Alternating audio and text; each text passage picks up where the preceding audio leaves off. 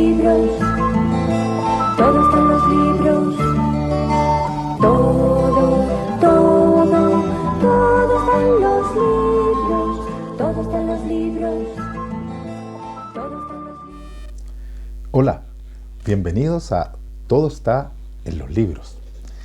En esta oportunidad vamos a hablar de un tema interesantísimo, porque es una pregunta que los seres humanos nos hemos estado haciendo desde antes de Cristo y después de Cristo. Y me refiero a si somos buenos o somos malos por naturaleza. Al nacer, los hombres y las mujeres, ¿son buenas? ¿Son buenos? ¿O son malas y malos? ¿Cuál es la naturaleza humana? ¿Somos naturalmente éticos? ¿Queremos hacer el bien naturalmente al prójimo? ¿O no? Bueno, vamos a ver que en los libros, en muchos libros desde antes y después de Cristo, este tema ya se trató. No hay nada nuevo, no hay ni un tema nuevo que tratar que ya no esté en los libros, porque todo está en los libros. Yo voy a partir leyéndoles la Biblia. La Biblia, que aquí en Occidente es considerada la palabra de Dios, es una escritura sagrada para la religión occidental, la cristiana. ¿Y por qué partimos con la Biblia? Porque el apóstol Pablo, en una de sus cartas, en una de sus epístolas que él enviaba, cuando le envió una epístola a los romanos, la epístola que lleva por título Romanos, en el capítulo 7 y en el verso 16, dice 15, voy a leer el verso 15, dice, porque lo que hago no lo entiendo, pues no hago lo que quiero, sino lo que aborrezco. Eso es lo que hago. El apóstol Pablo está diciendo acá que en nosotros hay una naturaleza o dos naturalezas, aparentemente, que se oponen. Una que dice yo quiero hacer las cosas bien, quiero ser una buena persona. Pero pareciera que hay otra que se opone, que también está en nosotros y que termina siendo justamente aquello que aborrezco hacer. El apóstol Pablo tiene que decirnos lo siguiente después.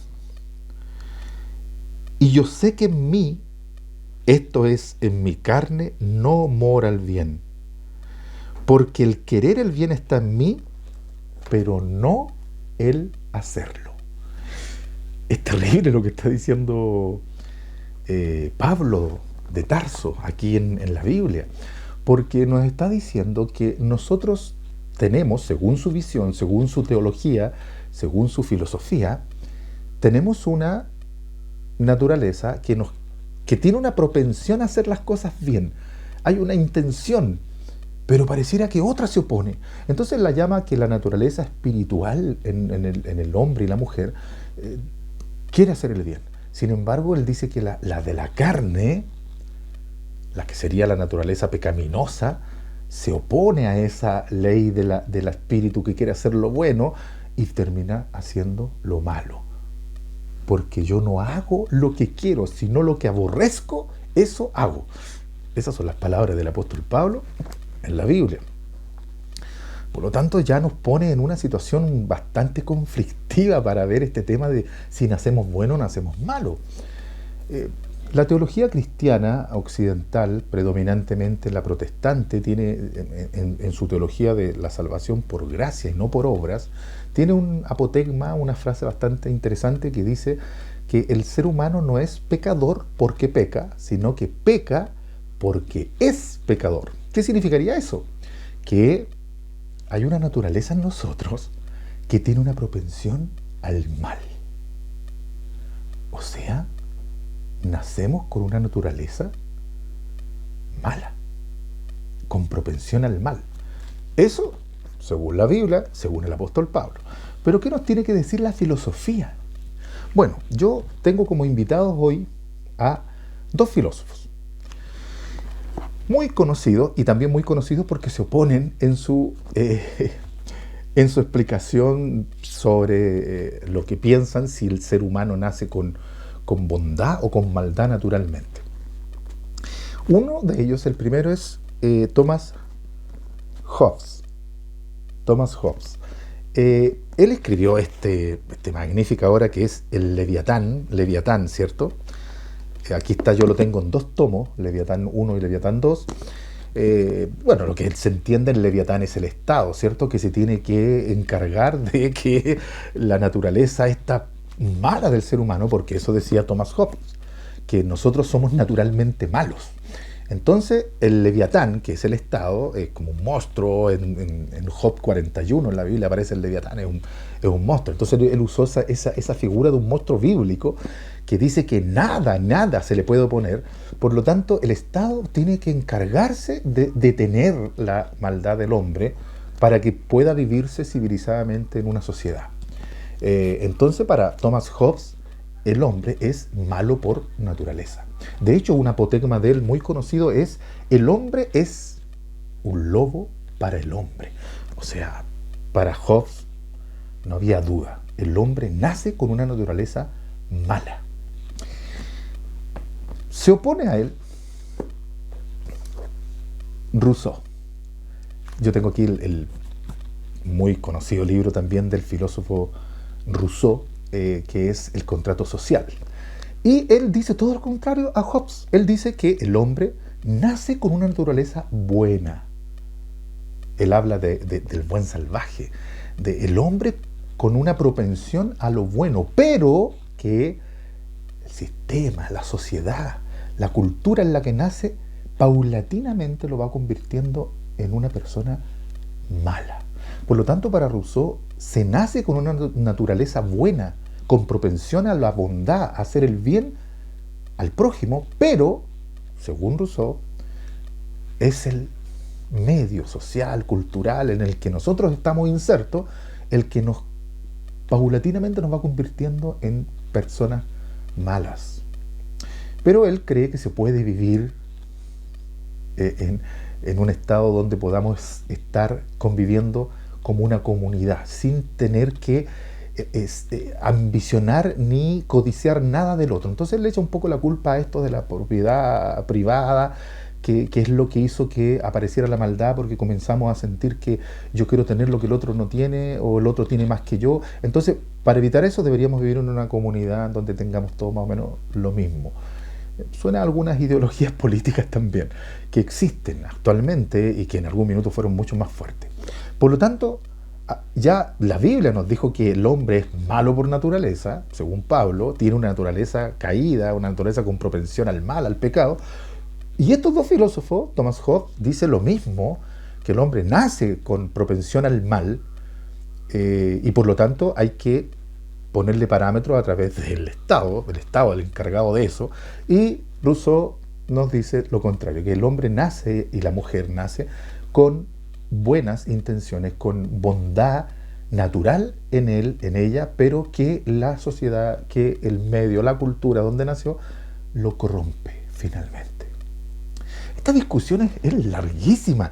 Está en la Biblia, o sea, en la teología. Esto los teólogos, yo tengo libros aquí en mi biblioteca donde hablan de la teología del pecado. ¿Qué es el pecado? Si el hombre nace con pecado o no. Esta es una discusión de la teología muy antigua. Pero en la filosofía también, la ética, la moral, ha hablado de este tema. Si el hombre es naturalmente bueno o nace con maldad. Entonces ya vimos una mirada teológica, bíblica y filosófica. Pues yo tengo finalmente a 2 invitados, 2 libros invitados, un filósofo más, y luego les voy a decir qué relación tiene con un libro que todos conocen. Yo sé que todos lo conocen, porque si no leyeron el libro, sé que vieron la película. Por lo menos tienen que haber visto la película, o haber escuchado de ella, porque es muy famosa. Pero el filósofo que quiero invitar ahora, este sí que es antiguo, ¿ya? Es antes de Cristo, muy conocido, y me refiero a Platón, quien no lo conoce, con su La República de Platón. En este libro hermosísimo de la República, que predominante habla de cómo conformar un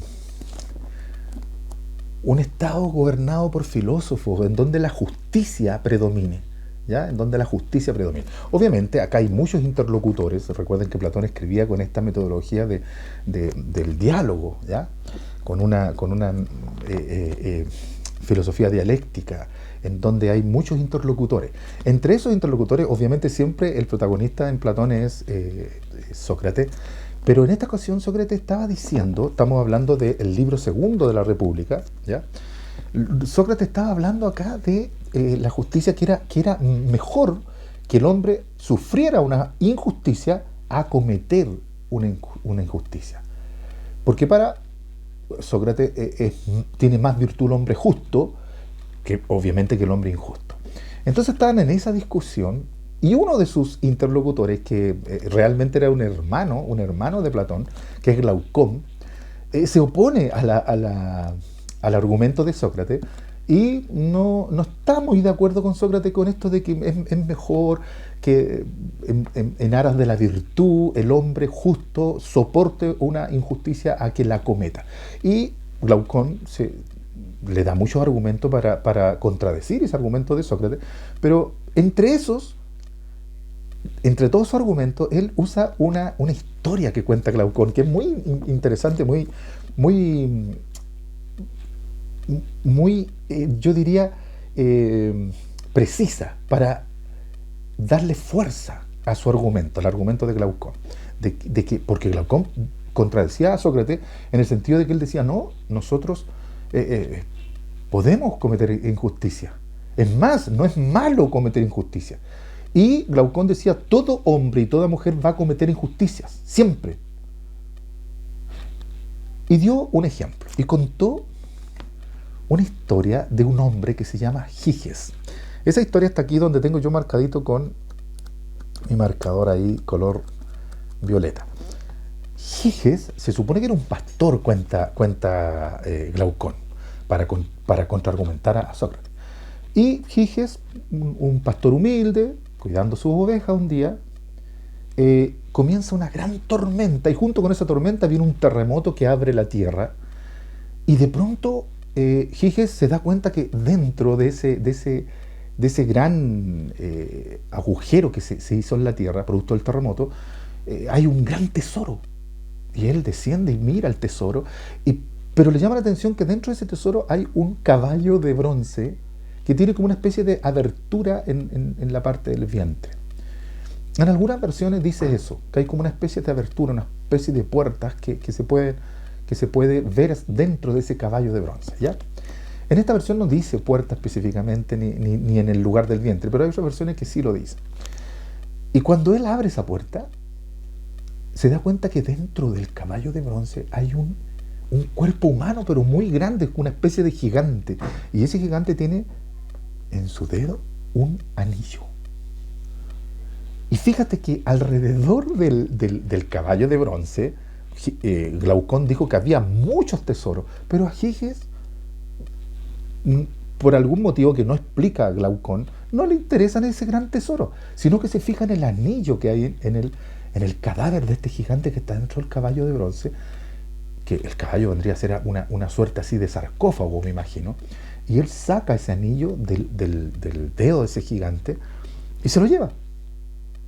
¿Por qué no se interesó en llevarse los otros tesoros que habían ahí? No sabemos.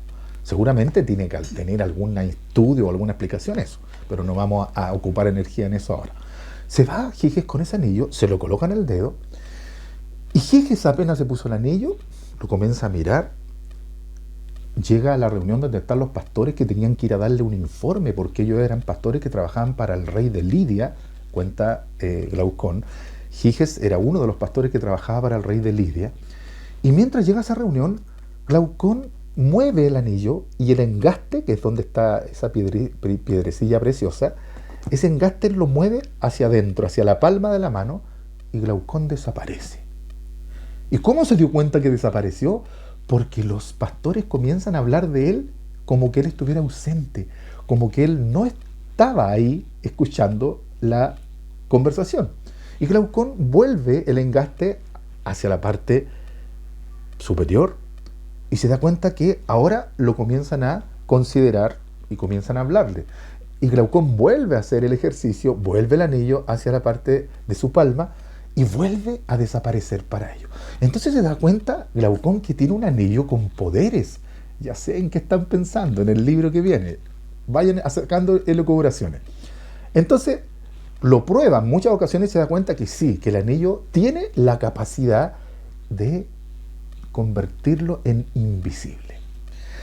Dice Glaucón, cuenta que Giges comenzó a tener una involución moral, porque él era un pastor, un hombre humilde, un hombre fiel a su trabajo, fiel al servicio del rey de Lidia, pero ahora descubre que puede hacerse invisible y puede hacer cosas que no le están permitidas hacer. Para resumir la historia, Giges en un momento llega al palacio del rey, se las arregla para llegar allá, por ser uno de los que iba a llevarle un informe al rey, y por un tiempo comenzó a cortejar, a seducir a la reina, y finalmente, con ayuda de la propia reina, asesina al rey de Lidia. Y se posiciona él en el trono.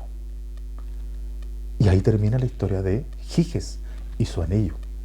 Entonces ahora Glaucón le dice a Sócrates en sus argumentos: ¿te das cuenta que todo hombre y toda mujer pueden ser muy buenas personas, humildes y todo lo que tú quieras? Pero ¿por qué no cometen cosas malas? No porque sean buenos naturalmente, sino porque tienen miedo a que la ley se les caiga encima y ser castigados. Pero entrégale a un hombre o a una mujer algo que le permita hacer cosas malas sin ser visto, ni culpado, ni condenado, ni juzgado, y vas a ver cómo naturalmente van a tener propensiones al mal. Interesante. Interesante. Podríamos decir que el anillo, lo único que le daba de poder a Giges era que lo invisibilizaba. Pero el que tomaba la decisión, si me hago invisible para hacer el mal o el bien, finalmente era Giges. Por lo tanto, en esta historia, lo que nos está diciendo es que cuando el ser humano tiene la posibilidad de hacer algo malo sin ser castigado, la va a hacer sí o sí. Por lo tanto, con ese argumento, Glaucón le dijo a Sócrates que el hombre no es bueno naturalmente.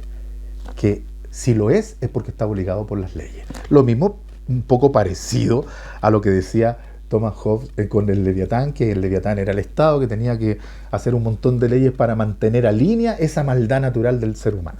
Y cuando yo les hablé del anillo de Giges, seguramente ustedes pensaron en este libro que yo les había dicho al principio que lo íbamos a relacionar, que obviamente me refería al Señor de los Anillos. En el Señor de los Anillos hay un anillo, obviamente, ya su título lo dice, pero es un anillo especial, porque hay más de un anillo. Sauron mandó a hacer muchos anillos que le entregó a los elfos, a los enanos, a los hombres, pero él se dejó uno, que es el anillo único, que es el que le da todo el sustento a la trama, ¿cierto?, que va a suceder en el Señor de los Anillos. Ahora, con este anillo, con el anillo único, se relacionaron directamente algunos personajes. Yo no voy a tratar de hablar porque este capítulo no corresponde al Señor de los Anillos, que en algún minuto vamos a hacer sí algo con él, pero ahora estamos hablando del concepto de maldad o de bondad natural en los seres humanos. Y en este libro hay un anillo, y ese anillo tiene que ver mucho con la maldad en los seres humanos. De hecho, el anillo fue forjado por Sauron con fines maléficos, con fines de controlar a todos los que vivían en la Tierra Media. Y con ese anillo, con el anillo único, se relacionaron Sauron, que fue el que lo mandó a forjar, primeramente con fines directamente y predominantemente malos, maldad. También Isildur, de alguna manera, también se relacionó con esos mismos fines. Y luego hay un punto intermedio en donde está Sméagol, ¿cierto?, más conocido como Gollum, que también se apropió de ese anillo, mató a un compañero de él, a un amigo de él, para poder apropiarse, porque el anillo controlaba las voluntades, y controló la voluntad de Gollum, y él se apropió de ese anillo por mucho tiempo, por muchísimo tiempo. Pero lo fue deteriorando, le fue haciendo daño físico y psíquico. Luego, cuando Gollum pierde ese anillo, lo encuentra Bilbo Bolsón, ¿cierto? Y ambos tuvieron el anillo, y ambos lo tenían porque el anillo de alguna manera los corrompió, de alguna manera controló sus voluntades. Con la diferencia que Gollum lo pierde, y Bilbo lo entrega. No fácilmente, le costó entregarlo, pero finalmente lo entregó.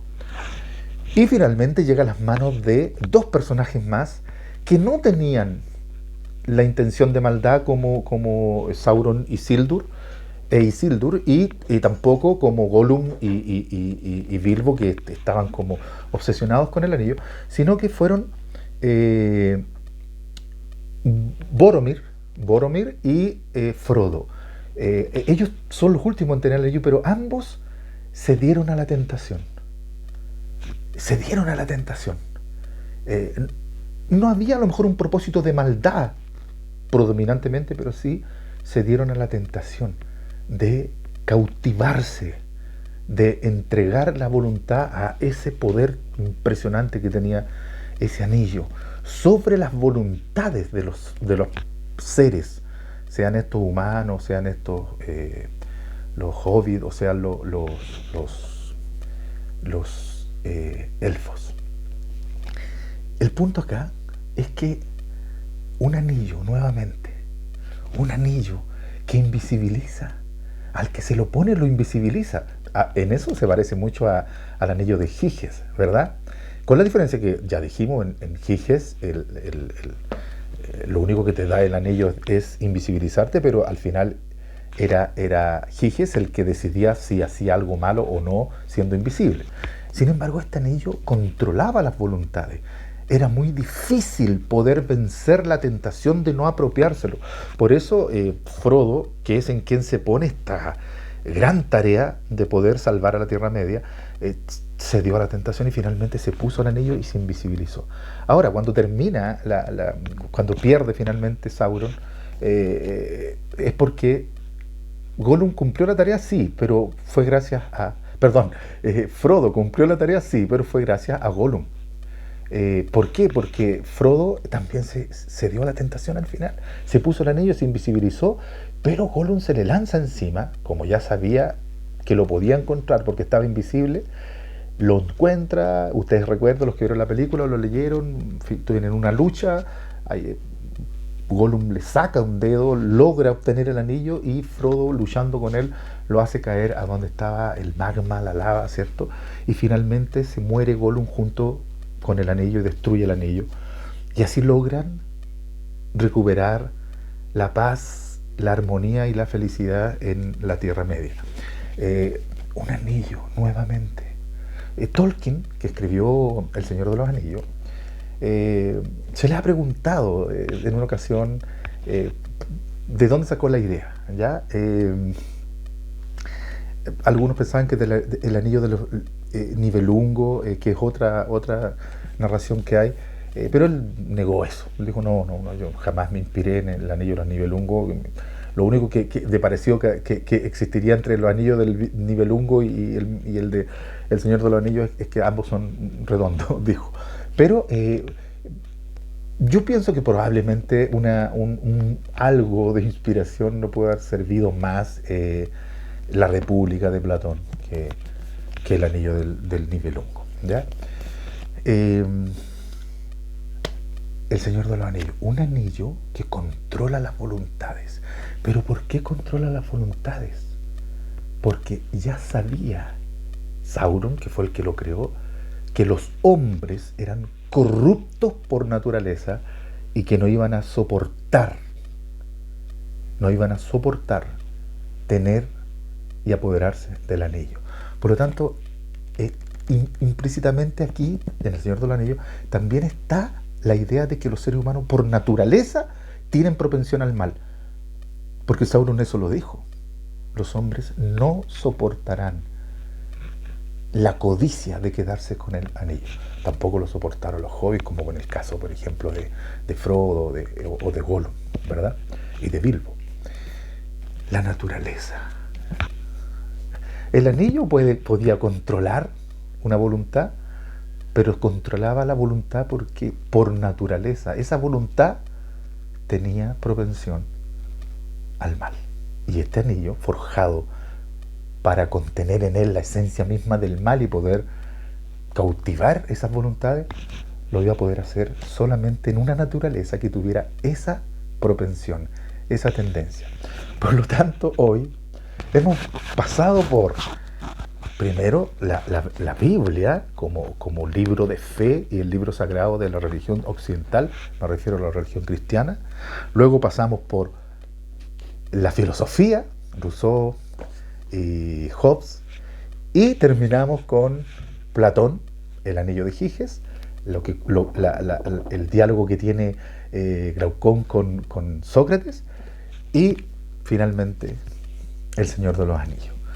¿Está el bien en nosotros cuando nacemos o está el mal?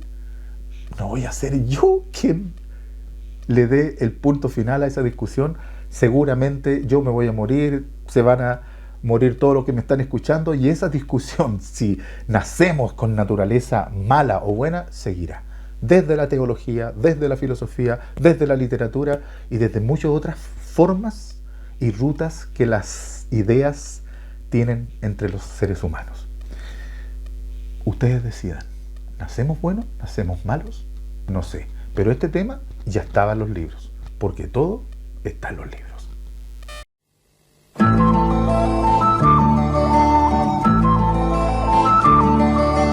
Todo está en los libros, todo está en los libros.